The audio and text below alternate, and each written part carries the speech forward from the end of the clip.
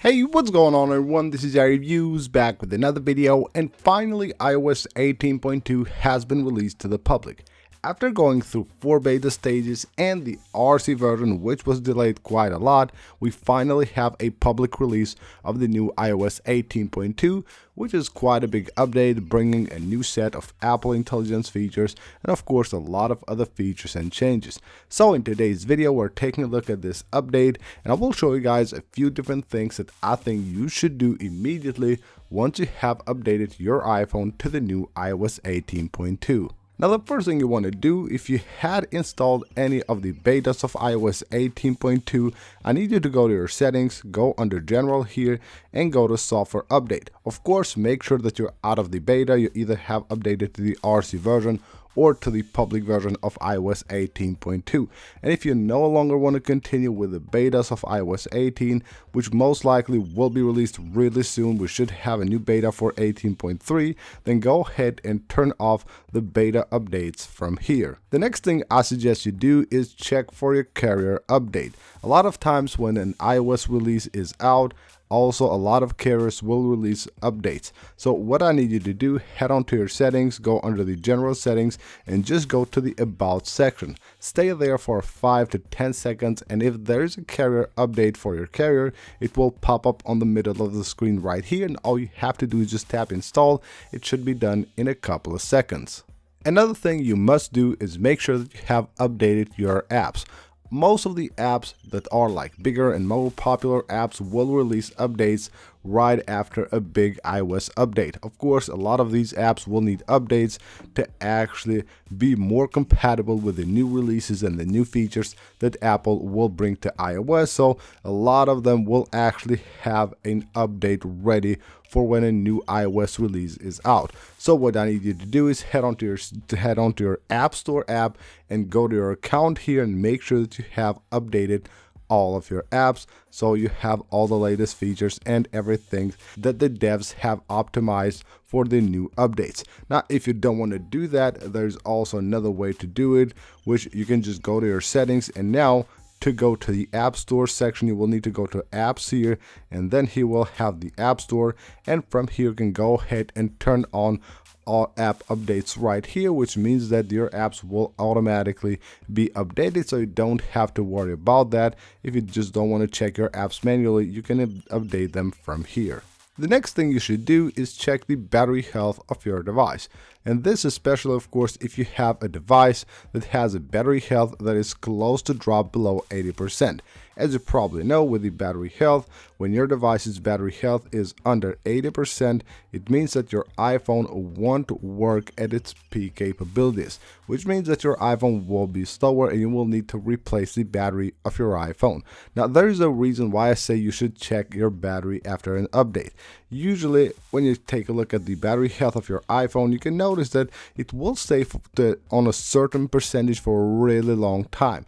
That's because sometimes iOS actually won't read the battery health right and won't show you the proper number until you update your device. So that's the time when your device, basically iOS, will recheck all of the components of your iPhone, and you can notice that sometimes when you update your iPhone, the battery percentage right here, the maximum capacity, will drop maybe 2 or 3 or maybe even 4 percentages.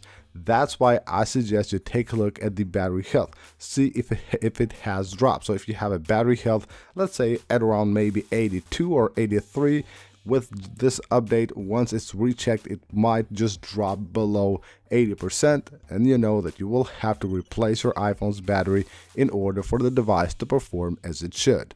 Now, of course, if you have an Apple Intelligence device, which means that you will have an iPhone 16 or an iPhone 15 Pro, then make sure you also enable the Apple Intelligence features that Apple has added with iOS 18.2. Well, you will have some improvements to the writing tools. You will get Genmoji, of course, Image Playground, but you will need to actually enable ChatGPT, and you can do that by going to your settings under Apple Intelligence and Siri. You will have ChatGPT right here.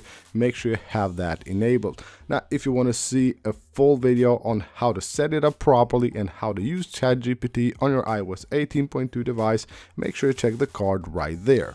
Now once you have updated to iOS 18.2, you will find a new toggle right here on the control center. So go ahead and check here for Siri, search Siri, and you will find here type to Siri. This is an awesome new option that Apple has added, and you can actually use it on your control center or even on the lock screen of your device. You can replace one of the buttons with this button that allows you to quickly go ahead and type to Siri. A really cool option. I really love this new toggle allowing you quick access to typing to Siri from anywhere. And as you probably know, we have a new mail app with iOS 18.2. A lot of people think that this is a feature for the newer devices, for the Apple Intelligence devices, but it's actually a feature that will be available to every device. And once you have updated your device, go ahead and check the new Apple Mail app. So you will have here a few different things. You will have here like different categories that you can go through them. Of course, switching between different updates or seeing all of your mail. Just like that, you can switch to all of your mail. Like this, you can go to the different categories that you will have here. Now, if you decide that you don't like this look, you can just simply go ahead and press the three dots right there and go to the list view, which means that you will now go back to the old school mail app. And as usually with every other update, I suggest people that they go ahead and just check their privacy settings. A lot of times we just don't take a look at the privacy settings.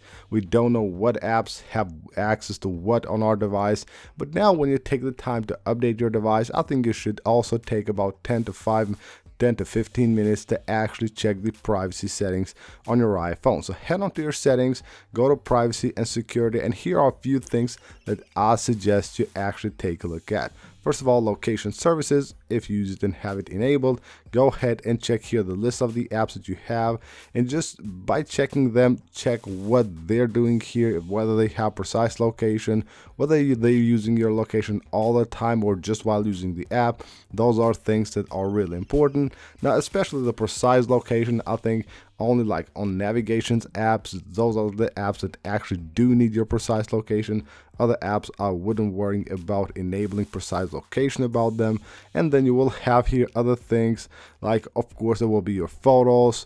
There will be also like the Bluetooth camera, the microphone. These are really important, so you need to go here and check which apps are actually using your microphone and your camera, and all those really like important things. Once you have done this, then you're good to go and you're good to enjoy your new iOS 18.2 device.